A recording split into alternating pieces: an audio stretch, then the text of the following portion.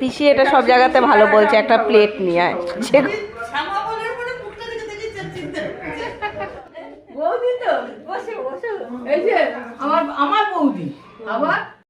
আমরা সবাই মিলে বেড়াতে এসেছি ফুলপিসির একজন রিলেটিভের বাড়িতে, কিন্তু দেখুন না আস্তে আস্তে রাত হয়ে গেল, আবার অনেকটা দূর আমাদের ফিরতেও হবে। দেখে পিসি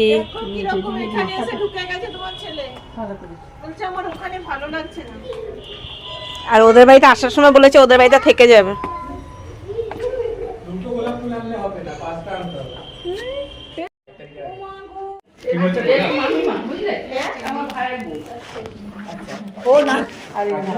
এর জন্যই আসাম জোর করে আমার নিচ্ছে ভাইজি দিয়ে দিয়েছে। আমরা ওনাদের আদি বাড়িটাতে আগে গেছিলাম, তো ওখানে গল্প করতে করতে বিহু এখানে এসে ঢুকে গেছে। আর বাড়ির একমাত্র ছেলে ছিল রন, ওর সাথে সুন্দর গল্প। যে আমি ঢুকছি একটা ফুল এনে আমাকে গোলাপ এনে আগেই দিয়ে দিল, মাম্মা তোমার জন্য গোলাপ, মানে আমাকেও নিজের দলে নিয়ে নিল। বাড়িতে ওরা মা ছেলে থাকে, খুবই সুইট ফ্যামিলি। এখন হবে চা খাওয়া।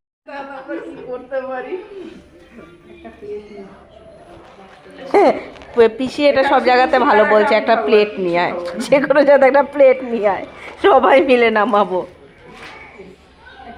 আজকে অনেকগুলো বাড়িতে গিয়েছি তো সবার বাড়িতে মিষ্টি খাওয়াচ্ছে, তাই একটা প্লেটে সবাই মিষ্টি তুলে তুলে রেখে দিত।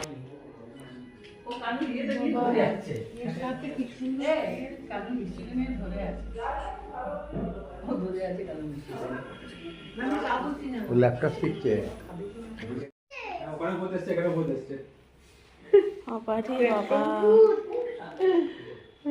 ওইখানটা বারান্দা না?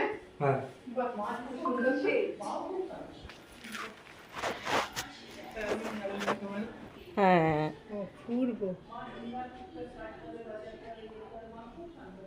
আড্ডা মারার খুব ভালো জায়গা হবে, বিকালবেলা চা নিয়ে বসে একটু গল্প গুজব করো। দারুণ জায়গা, বারান্দাটা কি দারুণ দেখতে দেখেছিস? ছড়ো টুক থেকে দারুণ বেরিয়ে যাচ্ছে।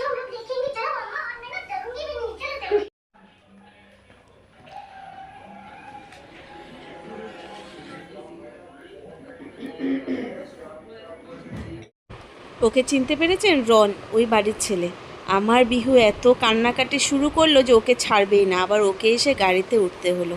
কি বলি আর এই ছেলের কথা, যেখানে যায় সেখানেই মানুষকে মায়ায় ফেলে দেয়। আচ্ছা, এটা হচ্ছে পিসির আরেক জায়ের বাড়ি। আমরা যেহেতু দত্তপুকুর এসেছি, এখানে এক এক করে পিসির যা রিলেটিভ রয়েছে, মানে সবই যা আর কি, সবার বাড়িতেই ঘুরে যাচ্ছি। এই যারা কিন্তু একদম সেই রায়বাঘিনী ননদীও নয় আর নাই কমলিকা টাইপের চা, খুবই মিষ্টি মানুষ। আমার তো অবাক লাগছে, এত সুন্দর জায়েদের রিলেশন হয়, বা ননদ বৌদির এত সুন্দর এত মিষ্টি রিলেশনও হতে পারে, সত্যি ভাবা যায় না। ইনাকে একটু আগে দেখতে পেয়েছেন, ইনি কাউকে এখন আর মনে রাখতে পারে না। খুব মর্মান্তিক ঘটনা। এই ছাদ থেকেই না ওনার এক ছেলে, মানে প্রাপ্তবয়স্ক এক ছেলে পড়ে মারা যায় কিছু একটা কাজের ইসেতে। তখন থেকে উনি খুবই ভেঙে পড়েছেন। তাই এখন গল্প গুজব হয়ে গেল, এখন হচ্ছে আমাদের আবার নেক্সট ডেস্টিনেশন। বললাম তো সব কটা জারের বাড়িতে ঘুরতে হবে, একবারে এসছি সবার বাড়ি ঘুরে যাব। এইটা দেখে মনে হচ্ছে এটা একটা স্কুল হবে। হ্যাঁ ঠিক ধরেছে, স্কুল। পিসিরাও চলে এলো। আর রন জায়ের কথা বলছি, আমার বিহুকে এখনো ছাড়েনি, সব বাড়িতে নিয়ে নিয়ে ঘুরছে।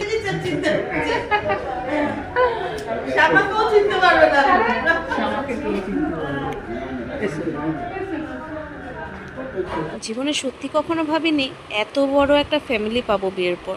এত আদর, এত গল্প, এত মায়া, সত্যি দিনে দিনে জড়িয়ে পড়ছি। আচ্ছা, সব ঘর থেকে বেরিয়ে এখন পালা আদি বাড়িতে যাওয়ার, পিসিদের আদি বাড়ি।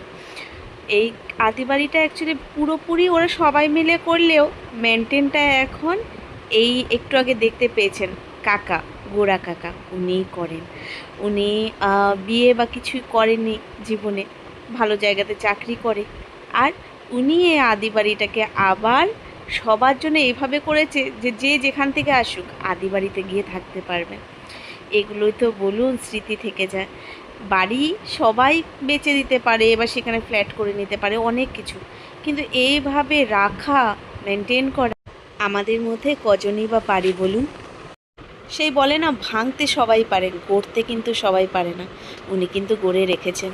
আর শুধু নিজের না, সবার কথা ভেবেছেন যে যখনই একটা কোনো ওকেশন হবে বা কিছু হবে, কারো বাড়িতে যাওয়ার দরকার নেই, আমাদের তো আদি বাড়ি আছে, এখানেই এসে সবাই থাকবে। পিতৃপুরুষের এই জিনিসগুলোকে ধরে রাখা সবার মধ্যে থাকে না, ওনার মধ্যে আছে। আচ্ছা, যে গোড়া কাকার কথা বলছি, ওই গোড়া কাকাকে এখানে হয়তো একটু দেখতে পাবেন, দাঁড়ান। এই তো গোড়া কাকা, খুবই মিষ্টি মনের মানুষ আর খুবই ভালো লোক। উনি খুব সুন্দর বাইরে বাগানও করেছে, অন্ধকারের জন্য দেখা যাচ্ছিল না পুরোপুরি, কিন্তু আমাদেরকে ঘুরিয়ে ঘুরিয়ে পুরো ঘরটাই দেখালেন।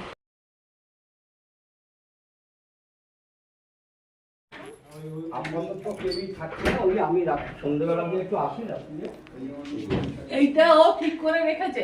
আমি আসার পরে আমিও ছিলাম বাইরে। ও বাইরে ছিল কুচবিহারে, ওইটা ঠিক করে রেখেছিল আমাদের আদি বাড়ি তো। বড় ভাসুরের ছেলে। এটা বড় ভাসুরের ছোট ছিল। ও কুচবিহারে চাকরি করতো, ও রিটায়ার করে এসে এই ঘরটা।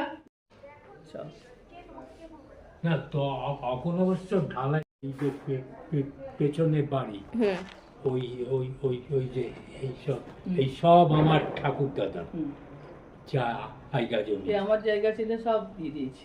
আর এই যে সামনের যে ভাই যে বাড়িটা করেছে, এই জায়গাটা আমার ঠাকুর দাদা তার বড় মেয়েকে গিফট দেয়, কিনে দিয়েছি।